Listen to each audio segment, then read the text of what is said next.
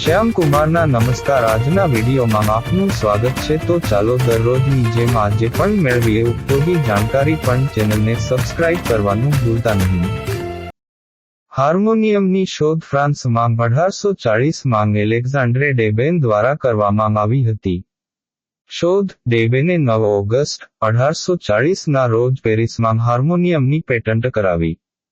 વિશેષતાઓ: હાર્મોનિયમ એ પવનનું એક સાધન છે, અવાજ ઉત્પન્ન કરે છે અને ધાતુના રીડને વાઇબ્રેટ કરે છે.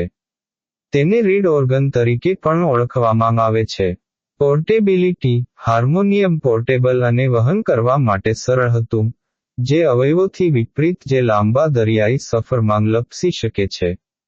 Harmonium, the classical Indian instrument. ઐતિહાસિક: 19મી સદીના અંતમાં સામ્રાજ્યવાદ દ્વારા હાર્મોનિયમ ભારતમાં લાવવામાં આવ્યું હતું.